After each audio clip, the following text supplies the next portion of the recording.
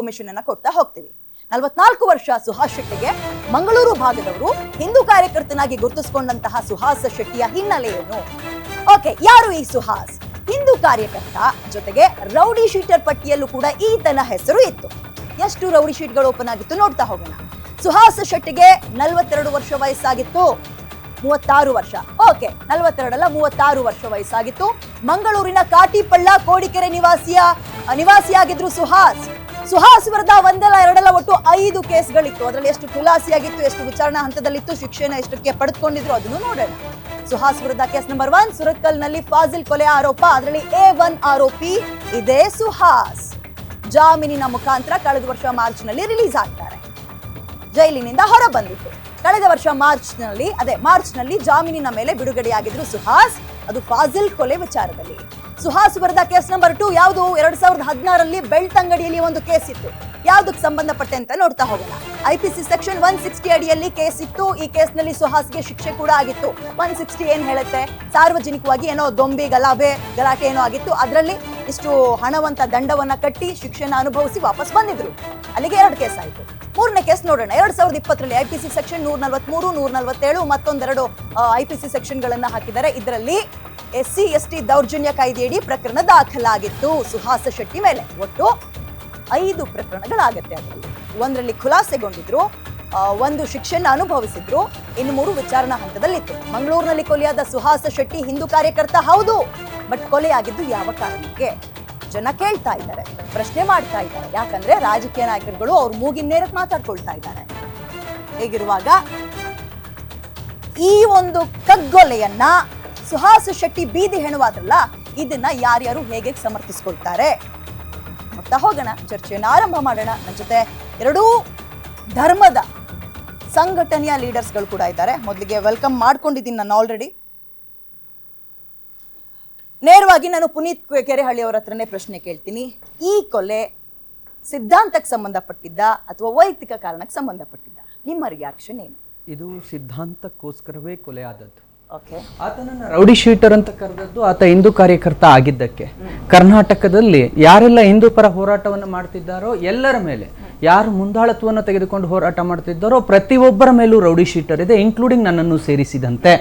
ಯಾಕೆ rowdy ಶೀಟರ್ನ open ಮಾಡ್ತಾರೆ ಅಂತ ಅಂದ್ರೆ, ಕಂಟ್ರೋಲ್ನಲ್ಲಿ ಇಡ್ಲಿಕ್ಕೆ, ನಮ್ಮನ್ನ ತಮ್ಮ ಅಧೀನಕ್ಕೆ ತೆಗೆದುಕೊಳ್ಳೋದಕ್ಕೆ ಸರ್ಕಾರ ಮತ್ತು ಪೊಲೀಸ್ ಇಲಾಖೆ ಮಾಡುವಂತಹ ಒಂದು ಕೃತ್ಯನೇ ಹೊರತು ಈ ರೌಡಿ ಶೀಟರ್ನಲ್ಲಿ ಯಾವುದೇ ರೌಡಿ ಶೀಟರ್ಗೆ ಬೇಕಾದ ಯಾವುದೇ ಪ್ರಕರಣಗಳು ಇರೋದಿಲ್ಲ. ಅಂದ್ರೆ ನಮ್ಮ ಮೇಲೆ ಒಂದು ನಿಗಾ ಇಡಬೇಕು, ನಮ್ಮನ್ನು ಅವ್ರು ಕಂಟ್ರೋಲ್ನಲ್ಲಿ ಇಟ್ಕೋಬೇಕು ಅನ್ನೋ ಕಾರಣಕ್ಕೆ ರೌಡಿ ಶೀಟರ್ ಹಾಕಿರ್ತಾರೆ ಹೊರತು ರೌಡಿ ಶೀಟರ್ ಅಂತ ಅಂದ್ರೆ ಯಾವುದು ಹಣ ಮಾಡೋದಕ್ಕೋ ಮತ್ಯಾವುದು ವೈಯಕ್ತಿಕ ವಿಚಾರಗಳಿಗೋ ರೌಡಿ ಶೀಟರ್ ಸುಹಾಸ್ ಶೆಟ್ಟಿ ಆಗಿದ್ದಲ್ಲ. ಸುಹಾಸ್ ಶೆಟ್ಟಿ ರೌಡಿ ಶೀಟರ್ ಆಗಿದ್ದೇ ಆತ ಹಿಂದೂ ಕಾರ್ಯಕರ್ತನಾಗಿ ಹಿಂದೂ ಕೆಲಸವನ್ನ ಮಾಡಿದ್ದಕ್ಕೆ.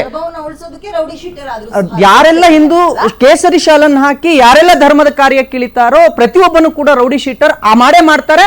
ಆಗೋದಕ್ಕೆ ನಾವು ರೆಡಿ ಇದ್ದೀವಿ ಕೂಡ. ಹೌದಾ? ಓಕೆ, ನಿಮ್ಮ ಹತ್ರ ಮಾತಾಡ್ತೀನಿ. ಅಮರನಾಥ್ ಅವರು, ನಿಮ್ಮ ರಿಯಾಕ್ಷನ್?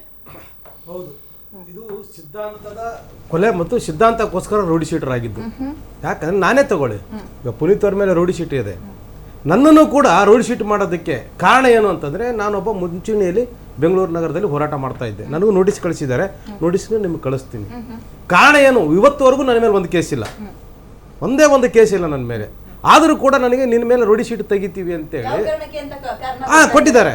ನಾವು 2023ನೇ ಇಸ್ವಿಯಲ್ಲಿ ಸೌಜನ್ಯ ಪ್ರಕರಣ ಅವನು ಸಂತೋಷ್ ಅನ್ನೋನು ಖುಲಾಸೆ ಆದರು ಸುಪ್ರೀಂ ಕೋರ್ಟಲ್ಲಿ. ಸಂತೋಷ್ ಅನ್ನೋ ವ್ಯಕ್ತಿ ನಿರಪರಾಧಿ ಅಂತ, ಅದು ಅಪರಾಧಿ ಯಾರು?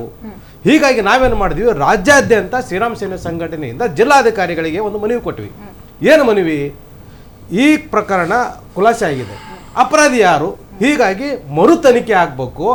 ಅವತ್ತಿನ ತನಿಖಾಧಿಕಾರಿಗಳು ಯಾರಿದ್ರು ಆ ತನಿಖಾಧಿಕಾರಿಗಳನ್ನ ತನಿಖೆಗೆ ಒಳಪಡಿಸ್ಬೇಕು ಅಂತೇಳಿ ನಾವು ಜಿಲ್ಲಾಧಿಕಾರಿಗಳಿಗೆ 25 ಜನ ಹೋಗಿ ಬರೀ ಮನವಿ ಕೊಟ್ಟು ಬಂದಿದ್ವಿ.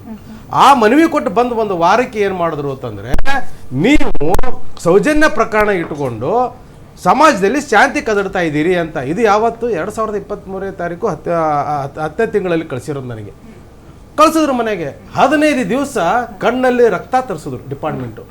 ಕಾರಣ ಏನು?